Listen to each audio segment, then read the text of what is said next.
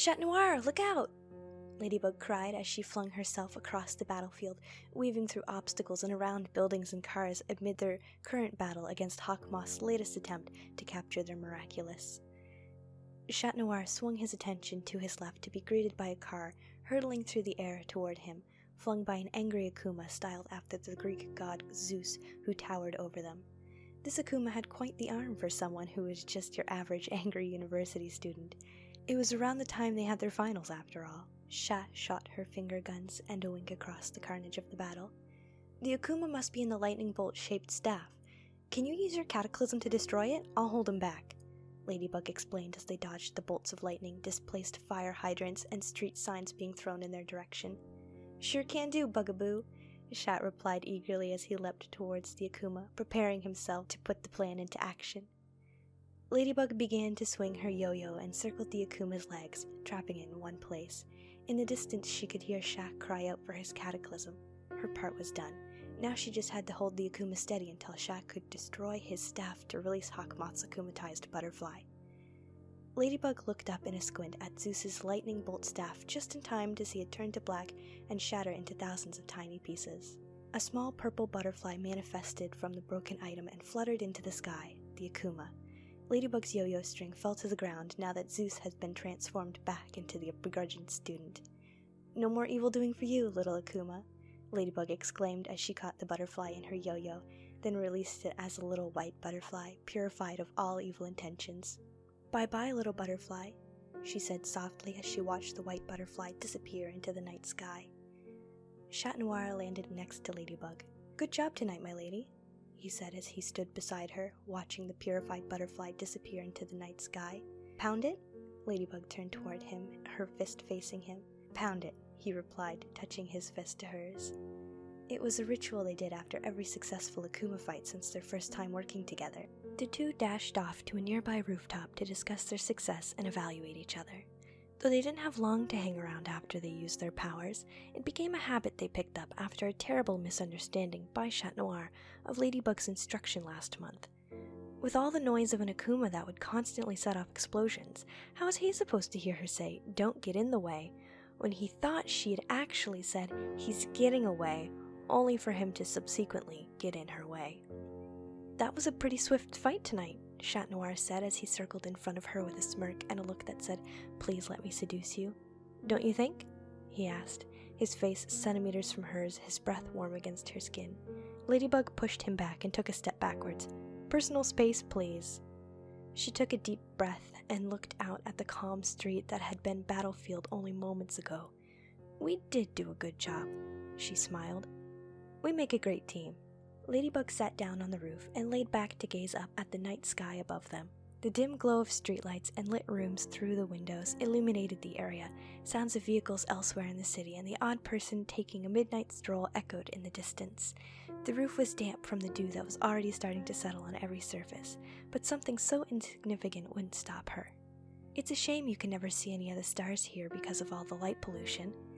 Chat laid down beside her, so close their shoulders were nearly touching. I once went to southern France. He paused, already lost in the memory. The town I stayed in had much less light pollution than what we have here. I spent a whole night sitting by the window just staring at the stars in the sky, mesmerized by the twinkle and complexity of them all. Ladybug smiled at the idea of stargazing in the countryside. She traveled before, but only to other big cities where the levels of light pollution were still high and the stars remained hidden away beyond her view. There was the Star Train incident, of course, but being held hostage in a train car floating through space was a little different than peacefully looking at the night sky above you. Maybe one day when this is all over, I can take my lady to see the starry sky? Chat asked, anticipating his rejection once again. I'd like that.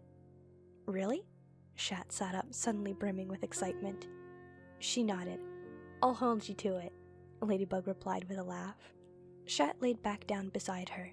Don't worry, I'll take you on the most romantic stargazing date you'd ever been on.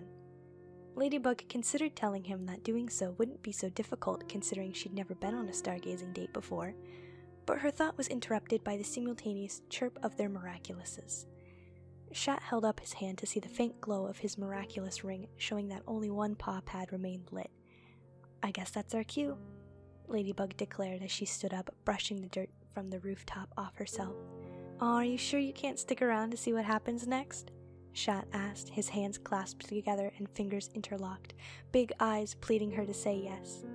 Ladybug laughed, interpreting Shat's request as a joke or another one of his flirtatious endeavors. "No way, you know the rules, kitty," she reminded him in an impish tone, playing his own game back at him. Shat pouted in defeat. "I know." Ladybug positioned herself at the edge of the roof. "See you next time, Shat," she said as she zipped away, her yo-yo quickly propelling her forward and out of his sight. Shat jumped off the roof and down to the street below, following her cue and saving himself the embarrassment of figuring out how to get off the rooftop after detransforming. He didn't want to make that mistake again. Ladybug set her intentions on landing in an obscured alleyway near her home, barely landing safely at the same time white light enveloped her body and she transformed back into her civilian self, Marinette Dupen-Chang. That was close, Marinette thought to herself as she looked to her immediate surroundings to ensure no one had seen her. She looked up to see a single window with light left on coming from the second floor of her house. She quietly snuck in the front door of the bakery and up the stairs, only to see her mother waiting for her at the top. "Marinette, where have you been? It's nearly 2 a.m. and there was just an Akuma. I called Alia's hours ago and they said you'd already left," Sabine exclaimed, feelings of fear, relief, and anger all laced in her tone. Marinette's body grew tense and her thoughts froze. She'd never get used to this. She knew she was a terrible liar. "Sorry, Mama. I was with Alia, I swear. We were just in her room studying. Her mom must not have noticed I was still there." It was an obvious lie, but it wasn't like she could tell her where she was or that she could guarantee her own safety. Her mother raised an eyebrow and crossed her arms, skeptical of Marinette's excuse. "Okay, she was helping me with a boy problem." Marinette's voice trailed off and she felt her face start to flush red. To be fair, that was mostly true. It was only on her way home from Alia's, which had been much earlier in the night, was when the Akuma attack started. Sabine loosened her expression. "Alright, but you have to call us when you're going to be staying late, and you can't stay past 11 p.m. anymore. I'll have your father come pick you up next time to make sure you get home safely." "Where is Papa?" Marinette asked. "He wasn't in the living room. Was he already sleeping?" Sabine pointed toward their bedroom door. "He's in bed, listening to music to help calm himself down while we wait for our missing daughter to come home." Marinette grimaced. Whoops. She should have come home sooner. At least then they wouldn't know that she was out late when the Akuma was loose. "Sorry, Mama." Marinette leaned around Sabine. "Sorry, Papa," she called out toward her parents' bedroom door. Marinette rubbed her eyes. "I'm going to bed. Good night, Mama." She kissed her mother's cheek and climbed the stairs to her room. "Good night," Sabine called after Marinette. She wanted to collapse on her bed and let sleep take her, but she had to make sure Tiki was okay first. She retrieved the tin of sweets she kept stocked in her desk and opened it for her Kwame. Once Tiki took a bite of cookie, Marinette closed the tin and subsequently threw herself on top of her bed. Marinette was immediately at peace with herself. Though bittersweet, she knew she couldn't fall asleep just yet. After a few moments of silence and tranquility after a night of chaos, she opened her eyes, took a sharp breath, and suddenly shot up. "Huh? What? Sorry, Tiki. I think I fell asleep for a second." Marinette sat up and began to put her pajamas on, preparing herself for bed so she could go to bed properly and didn't accidentally fall asleep fully clothed again. "You really should try to sleep more, Marinette. You have to take care of yourself too." Marinette tucked herself under her comforter and closed her eyes. "I know, Tiki. I will," she told the Kwame before she dozed off again. "Oh, Marinette." Tiki sighed as she turned off Marinette's bedside lamp. "Wake up! Wake up! Marinette, you're going to be late!" Marinette's eyes shot open, immediately alert and ready for anything. "What, Tiki? Is there an Akuma?" She jumped out of bed only to stumble, lose her balance, and fall against her desk. She blinked rapidly, trying to regain her balance. "Whoa," she said, holding her head. "I stood up too quickly." Tiki rushed to Marinette's side. "Marinette, are you okay?" Marinette nodded. "I'm fine, Tiki." The Kwame looked at her concerned. "Are you still tired from last night? Your alarm went off for 10 minutes before it turned itself off." Marinette groaned, then let out a long yawn. "What time is it?" She looked at her clock to see it read 7:15 a.m. "Oh no, I'm going to be late for school." Marinette exclaimed as she scrambled to put together an outfit for school while still trying to keep herself from looking like she just woke up. Are you sure you should go to school this tired? You've been out late fighting Akumas a lot recently. You should really catch up on your sleep. I'll be fine, Tiki. Don't worry, Marinette said as she quickly tied her hair in her signature pigtails and went for her room's trapdoor to leave. Wait, Marinette, Tiki called out. Marinette stopped to look at her Kwame, anxious to get going so she wouldn't be late for school again. Your shirt! Tiki exclaimed. What? Marinette looked down at herself to see the shirt she was wearing was plain white instead of featuring her signature design, meaning that she'd put her shirt on backwards. Ah, she cried in frustration as she took off her blazer and fixed the shirt. She took a second to examine herself in the full-length mirror, ensuring that the rest of today's outfit was being worn properly and was up to her fashion standards before attempting to leave for school again. Alright, I'm off for real this time, Tiki. Let's go. Marinette opened her purse for the Kwame to fly in, then leapt downstairs and rushed out of the house without so much as a croissant for breakfast. Bye, Papa, she called out to her father, who was filling the bread baskets at the front of the bakery as she dashed through the storefront. She could hardly hear him reply, Have a good day, dear, as she burst out the front door and rushed to school. Marinette slowly opened the classroom door to avoid drawing attention to herself and disrupting the class. The room was silent except for Miss Boustier's marker as it squeaked while she wrote on the whiteboard. The squeak of the marker went quiet, and Marinette caught a glimpse of her teacher from the corner of her eye. Miss Boustier was looking right at her, hands on hips. Yes, we can all see you, Marinette. Please take a seat and join the class. The whole class giggled and Marinette slouched in response. She took her seat beside Alia in the second row and got her materials from her backpack to take notes and follow along. What happened to you? You look exhausted, Alia asked in a loud whisper. Marinette looked over to her friend beside her. She touched her face just under her eyes where the deep bags from lack of sleep were. Oh, this? I guess I just haven't been sleeping well recently. Marinette tried to play off her exhaustion with a low-effort smile and laugh. The adrenaline from her abrupt wake-up and run to school was already starting to wear off. No kidding. Maybe you should go back home and get some rest, Alia suggested. Marinette shook her head as she quickly jotted down what Miss Boustier had been writing on the board. I'm already so behind, I can't miss more school, she explained as she let out a long, loud yawn. Miss Boustier looked up from her lesson plan sitting on the desk. I appreciate your attendance, Miss Dupin Chang, and I hope that you find my lesson too easy for you, so that you'll do well on tomorrow's test. Marinette groaned as the rest of the class stifled a laugh. Marinette put her forehead down on her desk. She was this tired and there was a test tomorrow? She was doomed. She should just... Suddenly, all the thoughts left her mind. It was blissful silence. The things she'd been dreaming of lately with all the Akuma attacks popping up all over Paris. Marinette felt a disturbance in her serenity. Was that someone tapping on her shoulder? She groaned. Not yet, Tiki, and brushed her shoulder. The tapping only got more aggressive until it became a whole hand shaking her. Marinette reluctantly opened her eyes to see the brown desk and papers in front of her. She was at school? Oh my god, she was at school! Marinette sat back up and patted her cheeks to help wake herself up. Did you fall asleep? Alia asked in surprise. Marinette smiled awkwardly and looked over at her friend. I guess I did doze off for a second, didn't I?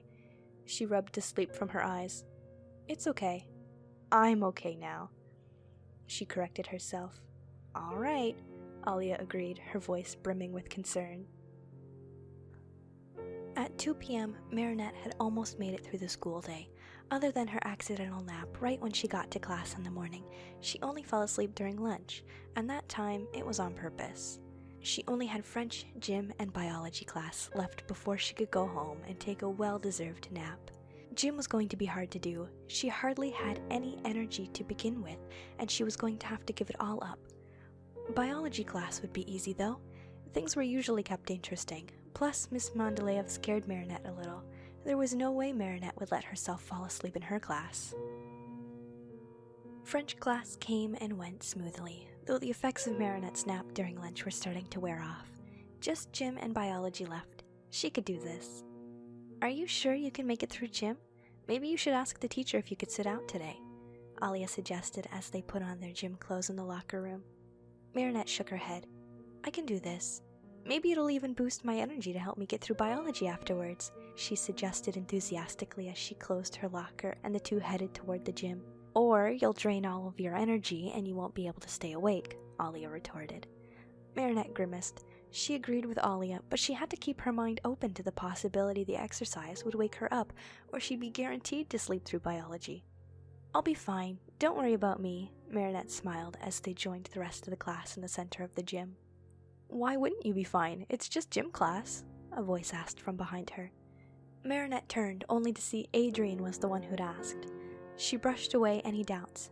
Exactly. See, Alia? It's just gym class, Marinette laughed. Alia put a hand on Marinette's shoulder. Don't ask me to reteach you today's biology lesson later then, Alia laughed. With all the students in the gym and ready for class, the teacher clapped his hands to get everyone's attention. Alright students, today we'll be playing soccer. Marinette panicked. There was no way she could run around chasing a ball for an hour. I vote Marinette as goalie, a familiar voice shouted. Don't worry, girl, I got you. Alia placed a hand on Marinette's shoulder. Despite what Alia said earlier about reteaching her the biology lesson, Alia was a great friend. Aha! The gym teacher exclaimed and pointed a finger in their direction. This is going to be different than standard soccer, so listen up. Marinette slouched in place. Dreams of just standing around in the net instead of running were dashed instantly. Was there another low-effort position she could play instead? There won't be any goalies this game, so I want to see everyone moving and running around, he continued, emphasizing that everyone should be active in this game. Nope, there weren't any low-effort positions. Marinette was doomed. I have chairs and nets in place of goalies to act as obstacles. I want to see you all active and doing your best. Everyone should have at least one goal by the end of class, their gym teacher instructed before appointing teams. Marinette groaned and trudged towards her team's side of the room. The teacher blew the whistle and everyone started running, chasing the black and white ball around the room, passing it back and forth between teammates. Marinette joined them, knowing she had little choice in the matter and that in only a few hours she'd be able to go home and take a nice, long nap. Marinette stopped for a minute to catch her breath and get what small amount of energy back that she could. She conveniently found a spot where she wasn't far from the action of the game. It made it look like she was still participating, but far enough away that she wouldn't be in anybody's way. She leaned over and put her hands on her knees to support herself and stared at her feet. She took a deep breath and mustered up all the willpower she could to continue playing. Before she stood back up, she could hear someone yell, "Marinette, heads up!" As she looked up, she briefly saw the ball flying toward her. Before she could react, the ball hit her right in her stomach, knocking her to the ground. The whole class gasped, and both Alia and Adrian ran to her side. "Are you okay, Marinette? That looked like it hurt," Alia said, crouched beside her. Marinette took Adrian's outstretched hand, and he helped her stand back up to regain her balance. "I'm okay," Marinette told them with a slight wince. "Are you sure?" Adrian asked. "Maybe you should visit the school nurse, just in case," he suggested. Kim ran up to the trio. "Sorry, Marinette, you were wide open. I thought you were ready." The three friends, Alia, Adrian, and Kim, all looked at her with concern. She couldn't make them take her to the nurse, though. It wasn't that bad. She just wasn't paying attention and was a little startled. Plus, it was her fault after all. "I'm alright, guys, really." Marinette forced a smile to smooth her friend's nerves. "Come on, let's go," she called out as she ran off to the other side of the gym, kicking the ball with her. Finally, gym was over. Despite her hopes, Marinette wasn't awakened by the exercise, but she was now extremely worn out and tired. She stood in the locker room with her head pressed against her locker. She wasn't quite sure what she was trying to accomplish, but it felt like it was working. The noise of the room started to get quieter and she could feel her body start to relax. No. She inhaled sharply and picked up her head. She was starting to fall asleep again, but she couldn't let that happen now. She was so close to nap time at home, only one more hour. Marinette walked with Alia, Nino, and Adrian back to the classroom. "Are you really sure you're okay?" Alia asked her. Marinette smiled lightly. "Yeah, it doesn't hurt anymore. It just caught me off guard." Alia clicked her tongue. "I don't mean that. I mean in general. I saw you nod off again while standing up in the locker room." Nino turned toward them and continued to walk, now sideways. "You were sleeping standing up? Dude, maybe you should go home early and just get some rest." Alia nodded in agreement. "Yeah, forget what I said earlier. I'll teach you whatever you miss." Marinette shook her head with a smile. It's alright, it's just one more class, I'll be fine. Are you sure? We can help you talk to Miss Mandaleev if you want, Adrian insisted. No, really, I'm okay, I promise. What's the worst that could happen anyway? I fall asleep in class? At least I won't get a soccer ball to the stomach in biology class, Marinette laughed. Wait, did she just say a full sentence to Adrian without making a fool of herself? She wasn't okay after all. The group entered the classroom and took their seats with everyone else. Alright, now that everyone's here, let's get started. Today we're going to be watching a nature documentary about the life of penguins, Miss Mandaleev said as she picked up the remote from her desk and pointed it at the windows. Slowly the blinds lowered to cover the windows and the room grew dark. This wasn't a good sign for Marinette. Everyone, keep quiet and take notes if you have to. I want a 500-word summary on this. It'll be due on Monday. The class groaned and Miss Mandaleev turned on the projector, then the documentary. Marinette was trying her best to stay awake. She was taking the most detailed notes anyone could imagine, trying to keep herself focused and busy. Despite her efforts, she could feel her eyelids growing heavy. She kept her eyes wide open, fighting her need for sleep, but it felt hopeless. Marinette's eyes slowly began to close and she felt her head fall. She caught herself before she fell asleep, but it only gave her another chance to repeat the process, this time falling on Alia's shoulder, only to fail to wake herself up again. Alia pat Marinette's head. She was expecting something like this to happen. That's why Alia had also been taking some particularly fantastic notes on the life cycle of penguins as dictated by the documentary, to give to Marinette after class. The room was silent, and the music in the documentary became dramatic, building up to the first penguin jumping off the ice and into the ocean to hunt for fish. When the penguin finally jumped, the music crashed and there was an explosion. The students all jumped from the unexpected result and looked at each other confused. Was that in the documentary? Suddenly, everyone's phones chimed at once. An Akuma had been spotted in Paris and was rampaging through the city. Miss Mandaleev paused the documentary to address the students. Everyone relax. There's nothing to worry about. There's only 20 minutes left in the documentary, but I suppose we'll have to pick it up here next class. Although we're not continuing class right now, you're not permitted to leave until the Akuma's been dealt with. Adrian stood up and walked towards the door.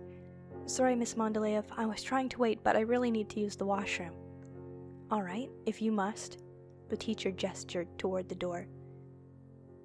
Adrian wasted no time in leaving. Meanwhile, Marinette was sleeping through the whole ordeal.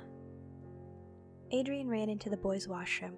Before calling on Plague and transforming, he confirmed that no one else was in the washroom with him to ensure that his identity as Chat Noir was safe.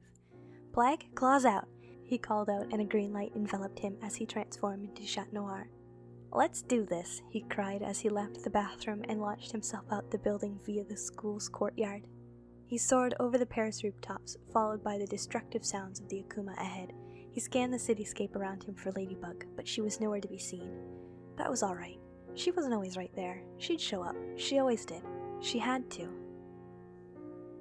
Chat held the Akuma, which was portrayed as a particularly large snake, at bay, preventing him from slithering away and wrapping around another building to destroy it, like the ones he had before.